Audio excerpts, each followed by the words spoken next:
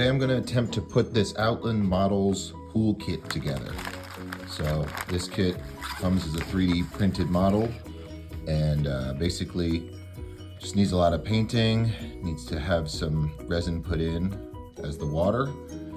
It came with a couple broken pieces in here, so I just removed the ladder and I'm going to attempt to glue these back together and get all those working. So far, all I've done is just taken all the burrs and scraped down every uneven surface here so we can get started with a flat model.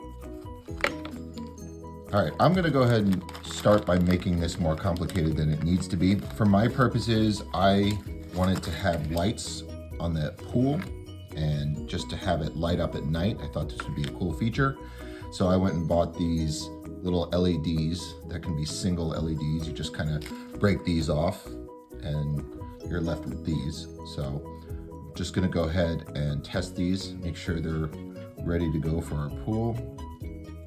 And there we go, it seems to be working. So what I'm thinking is I'm just gonna have these on the outside of the pool like that, hidden, all wired together. And then when it's a night scene and there's water in here, that pool will light up pretty nicely. Now again, this is just kind of an unnecessary added part of this model that I want to try. And if you don't care about the light up, I would skip this whole part and just go right into painting. All right, I'm using a bit that's just a little bit larger than the outline of the LED itself. And my hope is to not punch through, but just kind of put a little bit of a dent in here so that I can countersink this light right into it. So I'm just gonna give that a shot right now.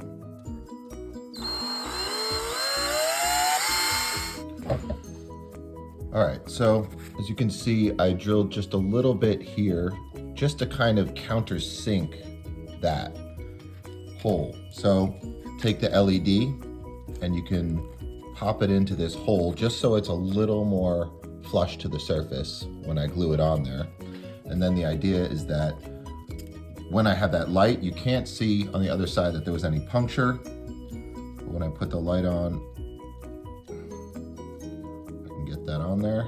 You can see the light shining through and I can paint right over that. I don't have to worry about the resin or anything getting onto the light itself. So I think that'll be a cool feature.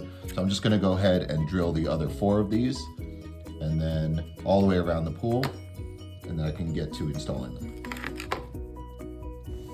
I'm going to mix blue and gray acrylic paints to apply to the base of the swimming pool. I'm going to do the same thing on top with gray acrylics. All right, so there's a couple ways to actually mount this thing. Now, if you wanted to have it flush to the ground and cut a hole in the table and countersink it that way, that's one way to do it. In my case, I've decided to actually just create a base and have it sitting on top of the table. So when it's all said and done, there's gonna be a visible outline, basically siding here with steps leading up to the pool area. So I'm gonna start by sanding everything down and making a nice clean surface to attach my foam core to. I'm going to cut foam core into strips and make it the same height as the bottom of the pool when it's laying flat.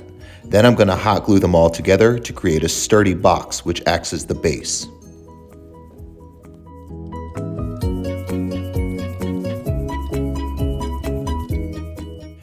Next, I'm going to score lines in the gray paint to give it more of a sidewalk feel and add just a little bit more realism to this model. So I have this material that is styrene that I'm going to use as the siding around the pools, and these pre-built stairs that I can use to get up to the pools, both from Plastruct, pretty cheap, easy to use, and I'm going to paint them with flat white for the siding and flat black for the stairs. After I've reassembled the stairs, I'm just going to repaint them and glue them into the swimming pool.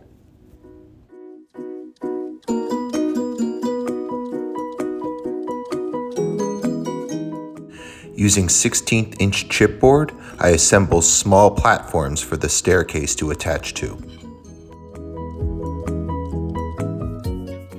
Then I paint them to match the same color as the concrete pad they're mounting to.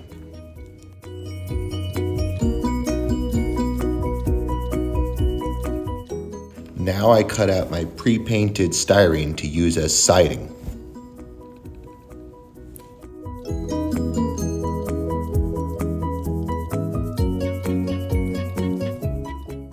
And glue on the stairs once they've fully dried.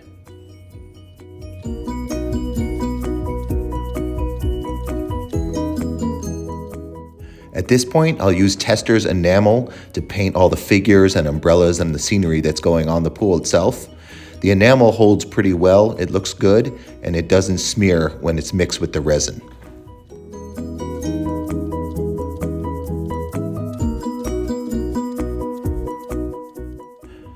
I very carefully mix and then paint different colors onto each side of the umbrellas. But if you just wanted to do a white umbrella, that probably works just as fine. I like to leave everything attached to the 3D casting as long as possible because it makes a pretty good stand, and then I'll break them all off at the end when I'm close to done. Then I'm going to use matte clear spray to hold everything into place.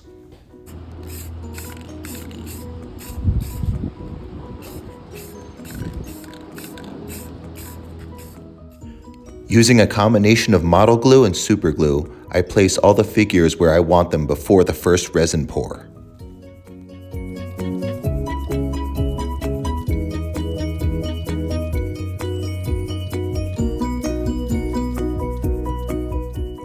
Once all the figures have dried into place, I use the Woodland Scenics Realistic Water, which is ready to pour straight out of the bottle. Each pour should be about 1/8 of an inch high, and it can take about 1 to 2 days to fully cure before the next pour. Now I'm going to install a railings kit, which I found on eBay. They're pretty easy to find in HO scale, and they save a lot of time. I just pre-painted them in silver and cut them to size.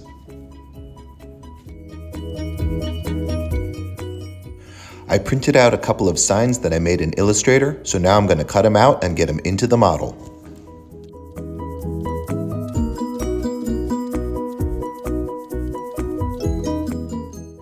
Now that the first layer of resin is dried, I'm going to glue down some additional figures to give the impression that they're actually floating in the pool. And then I'm going to pour another layer of resin on top of that once they're dried. In total, I poured about 4 layers of resin to get the desired height that I was looking for, each taking about a day to a day and a half to dry in between. So now that I have the pool water level kind of where I want it, I'm going to flip this thing over and install those LEDs that I pre-wired earlier. I'm going to hot glue the LEDs into place and make sure that they're flush with the bottom of the pool.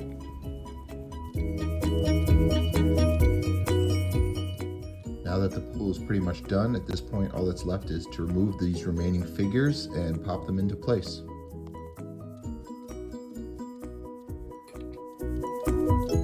And that's essentially it. The hardest part of this model is honestly just waiting for everything to dry. Anyway, hope you enjoyed the video and happy modeling.